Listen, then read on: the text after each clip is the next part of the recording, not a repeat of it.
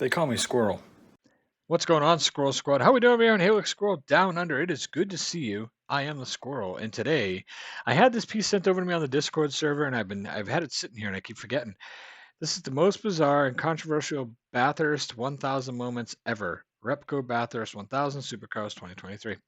My friends over at Supercars put together some great compilations, some great footage. These guys are amazing, and it's my pleasure to be able to watch some of these videos and enjoy them. And I appreciate you guys enjoying them along with me. So let's take a look and see. This is like a 15-minute. This is going to be a nice long one. It'll be good for all of us. I got my note cards. I'm ready to take notes if there's anything I need to write down. And I'll just kind of get going. I mean, I'm not going to hold you any longer. I was going to say I'll see you on the other side, but we're not watching music. We're watching Bathurst. Let's do it. Safety car boards and flags. Oh, we've got a safety car. Scrambles. There's a safety car. Oh, and what an Australian reason for a safety car. There's an echidna. Now, when I first started doing Bathurst videos, somebody mentioned the echidna thing, and there's actually a video just of the echidna. So I've seen this. I've never seen this animal before until I saw that video. Interesting animal. We don't have echidnas in the United States. On the edge of the racetrack. Probably the right thing to take the pressure away from the fuel question mark. Oh, did he find a gap? How do you know it's a he? Yeah, there's the tennis court, by the way. Oh, my goodness. This is the replay of the echidna at the cutting. And Macaulay Jones spots it. What a great presence of mind. And also Kostecki in 34. Wow. Whoa. Seeker out there without a helmet. Got himself into the top 10. How the hell did that thing get across the track without getting killed? It was on a corner. That's crazy. And after a brilliant qualifying performance, and that car's got big damage. Why? He's run into his teammate, for sure. You're kidding me. So he's driven straight to the back of Andrew Jones. That sucks. Looking at what was going on there. So the Gillette replay shows that the lights have parted company from the medical car. Car is on fire. Oh. Well, this is an unbelievable situation for Ford Performance Racing and Mark Winterbottom. Car 6 on Better douse that quick for all that high octane fuel goes boom. fire. Unbelievably disappointing. They had done such a good job. Watch this. This thing is an inferno as it comes into pit lane. Wow. And by now, he's thinking, I've got to get out of here. Well, FPR boss Tim Edwards is just watching this back now. Tim, any feel for what might have caused that? No, none whatsoever. He just said he was coming in the pit lane. We assumed it was a tyre-related issue, but no idea. Now, this is significant because Tander, who dodged the kangaroo... The door fell off. You're kidding me. It just fell off. Can you believe that? That is ridiculous, isn't it? Now, that's a tweak that I've not seen before. They'll That is just ridiculous, isn't it? probably resolve that fairly readily, but they needed to change the roll centre. They needed to change the incoming tyre pressures. Now they've got to get a door back on the hinges. Stay off the brake. Wouldn't have happened if it was a Jack Daniels car. Tank still connected to the car. You'll see it there on the left-hand side. Look at that. Oh, man, what an ugly mess. And really dangerous. Well, how What lucky the- we didn't get a big explosion there. There is an enormous amount of fuel there. Highly combustible material. They were onto it quickly with the phone. Holy shit. Now, whose fault was that? Was it the driver? Or is the driver trained? And I'm serious. I'm asking this seriously because I don't watch a lot of racing. And Bathurst is pretty much all I'm watching these days. Is the driver trained when the car gets dropped off the thing? Because I think I've seen that before in racing where, like, as soon as the car hits the ground, that means it's go time. So it wasn't the driver's fault if that's the case? Or is the driver supposed to wait for the go-ahead? I'm not sure how that works out. It's scary, though. But how these things could have erupted into an inferno. Look at the fuel. Great work by the marshals there. Great work. We're thinking the same there, Woodsy, weren't we? Because they were spot on. I mean, another second or so there, and that could have been absolutely disaster. So all this time is added. Wow. Remember, he's got to sit, from what I understand, in the pit bay for 5 minutes. Time starts now. as well get out and have some lunch. What a great roast. Yeah, he is. Well, Murphy's out of the car, guys. He is fuming. He came down pit lane and he said, look, this is crazy business. Might as well put the car out the back. They're telling Todd to get in the car. No, he's going... I think he's going to take use of the facilities here. But he is fired up. Oh, you gotta take a shite while he's waiting, I guess. 5 minutes. There's no fucking chance you're winning the race after that. He obviously knows that. He's pissed. And that's Jamie Whincup passing the Lexus RCF safety car with the lights flashing. Can't see any green light, can't see any other additional signals. And I'll go back to the operations manual in the sporting regs, and you can see Mark Dutton, 11.2.2, overtaking of the safety car is forbidden unless signalled to do so by the observer in the safety car. We've spoken a lot about Jamie Whincup, but Chaz trouble here, sorry, Reynolds, yes. We've got a big problem here with Taz Douglas up on the outside. So here's the replay of what happened to Paul Morris. He just completed the stop. He's on the marbles. There's nothing out there in the way of grip. So here's the replays, the situation in the background there. See the Nissan Altima unfortunately nosed into the fence. And It's a popular spot to smash in the wall, eh? this man, Scotty Pye. Now, meantime, race officials are actually having a long, hard look at what's going on up there at the moment at turn 2, trying to figure out a way of rectifying the dramas that we've got up there because it's bordering on dangerous. A long time since we've seen these kinds of scenes. There was a blockage in the race back in 1981 up at the top of the hill. Huh. We had the drama in 1992 when Mark and Jimmy won the race when there was a blockage up the top. This is for an entirely different reason. Stephen Richards there to make that work. Oh, trouble, wheels up the rail. The wheels come off the key car in that team car number 1 that's been closing in on the championship. What on earth has happened there? Wow. Keep coming, mate. Keep bringing it back. Bring it back. So Paul Dumbrell with the right front having parted company. Where did the wheel end up? Thankfully caught the sand trap. Oh, look at that. Is this whole car dented in the front? The windshield? What on earth has hit this car? I believe it's a wheel. That's the view from on board. That's collapsed the windscreen. Damage to the roof turret on the car. It's caved in the front of the Better Electrical Lowndes Ford. The wheel that I'm sure will have parted company from Paul's car, from Stephen Richards' Paul Dumbrell car. See the car in the background, it was Craig Lowndes. So that wheel was bouncing on the run, exiting turn 2, bouncing on the run towards the cutting, and it somehow bounced its way into the path of Craig Lowndes. He's a very lucky man not to have copped that wheel.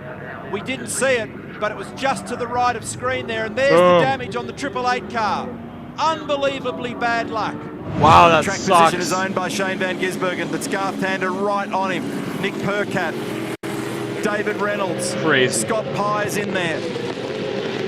Craig Lowndes is out of sequence. He's down the order at 16th. And he's gone. Shane Van Gisbergen has gone down the escape road at 23.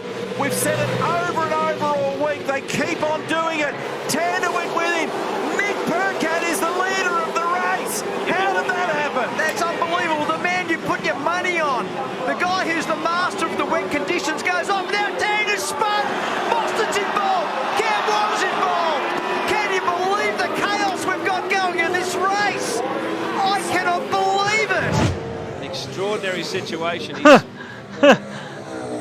Still driving. It's crazy. The bonnet of your car covering your windscreen, and you are tightly strapped in. You cannot lean out of the car and look. So you have to actually view from the side where you're going. Slit, right? In the middle of traffic. Race traffic. We've got Alex Rossi in the sand trap at the final corner. This is highly likely another safety car. What do they do? How do they take it? It's come at an awkward time. We're on lap 135. We're almost at critical lap. McLaughlin is second. Coulthard is third with a water temperature question mark. He's slowed. He's backed them all off. So he's parked up. Have a look at the gap now. Coulthard was right there. So he's backed them all up. So he's trying to minimise the double stack. You've got to be careful playing that game because you can cop a penalty for that one if you back the field up. Look at the gap now. It's football fields. 13 seconds to Van Gisbergen. Has he got a bigger issue? I mean, there could be trouble over this. If you do that to the field, then you could end up with a pretty severe penalty if he is in fact backing them up. That is... That's stupidly slow. It's massive. So the yellow flags are out. You can't pass, and he's backed them up so hard. Unless there's some failure going on here. Total gamesmanship. Total team order. I think it's on the mountain somewhere. Slow down. Extreme caution. Yep. Righto, so that has changed everything. So I'm watching the computer tumble like the stock market here at the moment. Yeah, this is unbelievable. McLaughlin's jammed under the rear wing. It may have now become a 2-horse race. I love it. They keep saying stupidly slow. He's going stupidly slow. Because of what's happened with Coulthard and backing the field, whether deliberate or whether there's some other issue at play there, because that gap has opened up so much, the others are not a factor anymore. So on correction, it's McLaughlin and Whincup. Right story, news has just come through. Black flag for car 12. What was the situation there? We know he had an overheating problem, he had to put water in the car, but he did drop back a long way and wasn't having any trouble before the safety car. So what was the story? Well, it's one of those things, isn't it? Okay then. So a bit of a plan. Oh, I wouldn't go so far as that. We were genuinely having overheating issues with the car, and where it was worse was under safety car when you're not getting a lot of air go through the car. So, yeah, not ideal, but we're paying the price. There won't be any complaints about that, though. I'm picking it too. So the second car in your team slowed the whole pack down. Is that what just happened there? I think that's what happened. Fly cams, helicopters buzzing all around us. Oh no, already. Cameron McConville, can you believe it? We have not even started the race, and this car is parked at the exit of turn 2. Smoke in the cabin. Yeah, look, stay there, mate, and I'll find out what the procedures from there. Yeah. This may well delay the start, so Cam McConville in the car. Difficult morning for Super Chief Paul Wheel. Down in the bunker. Hello, there's a big story brewing. There is a massive story at the moment, and that is the fact that there's confusion in the Stone Brothers garage about whether or not Warren Luff had his balaclava on, and they're talking about on the race control channel black flag in car number 1 for a drive-through penalty. So they've said to Marcus, stay out there at the moment until we resolve this. This is a huge story. I heard the call from Tim Schenken, race director, black flag car 1, safety apparel infringement. It was a clear call, and once they've issued a black flag, it's hard to retract it. But they're all studying the monitor, which makes me think that they're more worried about Marcus than they are Warren. So maybe it's Marcus that doesn't have it on. I think you need to see if you can see his neck. Look around his collar. Is that his neck that we're spotting? Yeah. The last time in for Marcus was lap 100. That was only 18 laps ago. Are you wearing your balaclava there now? I am. 100% sure about that? I believe so. 100% sure about that? I believe so. Race over. Yeah, unbelievable. Can you believe it? Well, I mean, there's the spare balaclava, and you'd agree with it, but I do agree with what Marcus says. The whole. So the balaclava is like a Nomex hood, right? It's for fire retardant material, I believe. I was a firefighter for a stint of time back when I was younger, and they looked just like that, and they were called Nomex hoods. It was the material they were in. They were fire retardant. That's what that looks like. The field needs to be wearing them as well, so if it's going to be enforced, it better be enforced properly. Look at that, he didn't have it on. And listen to... Do you have your balaclava on? I'm pretty sure I do. Oh, what? You obviously know if you do or not, now that I know what it is. I thought it was the neck thing that came out of the seat and held your head. That's what I was assuming it was at the time. That guy knew if he had it on or not. It's so full of shit. The roar on the top of the mountain. The Holden fans love it. They probably don't know the kind of situation up there that Mark Scaife has got. Fire? Underneath his feet. Because he's had to fight this Holden Commodore the whole way. The last 10 laps have been an extraordinary story of just holding on to what you've got. And what he had was a 5-second lead. It's now down to 3 seconds. The officials say he's got it in the bag through Forest Elbow for the last time. No problems. No problems at all. Can he hold on? Has the car got enough? Down Conrod Straight for the very final time. You can see Richards. He'd know that he's in the mirror. There he is, Stephen Richards. with lights on. The gap is too big. And Mark Skate. What's going to happen? Something's going to fuck this guy up. What is it?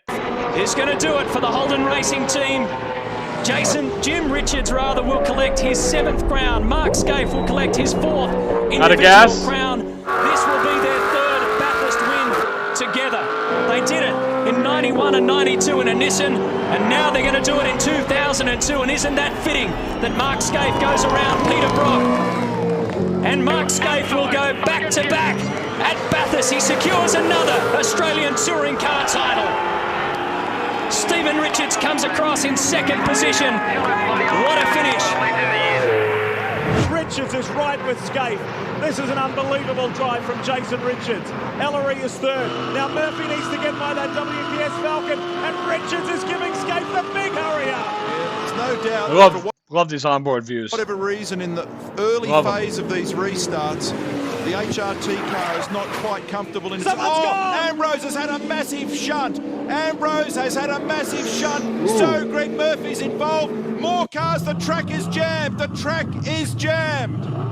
Can you believe that? That was huge. Oh, shit. And look at... Now, let's take a look at this. Basically, in this this area here, if you can see my mouse cursor, it's pretty much fucked. I mean... yeah, pretty much. The track completely blocked. Okay there, mate? It could be game over. It could be Mark Scaife's victory. We have passed the 75% distance. What will this man do? What will the race director Tim Schenken do? And how did that happen? More to the point. Greg Murphy's tangled up with it. Cars are getting through. Cars are getting through.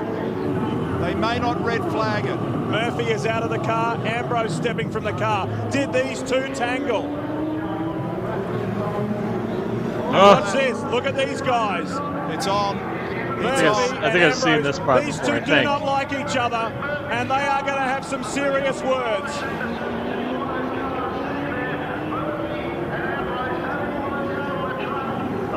Look at this.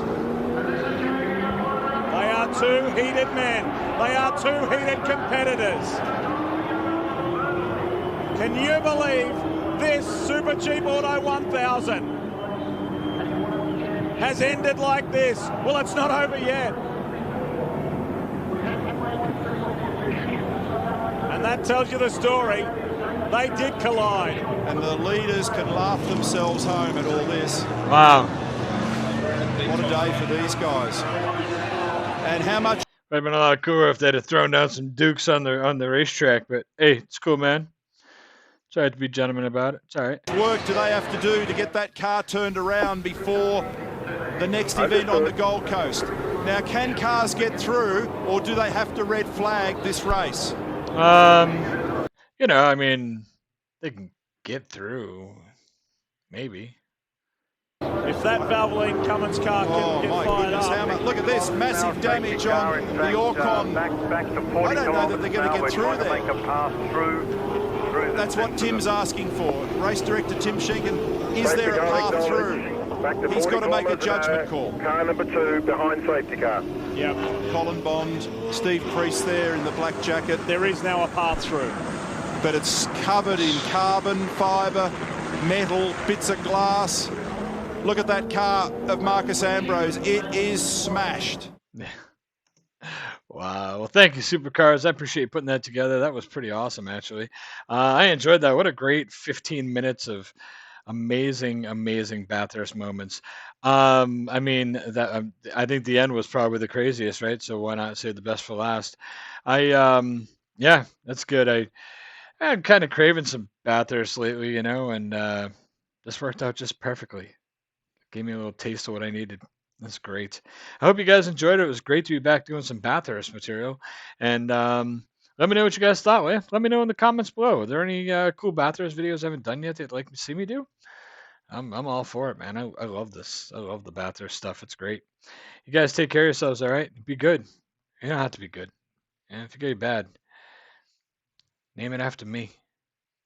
Scroll out.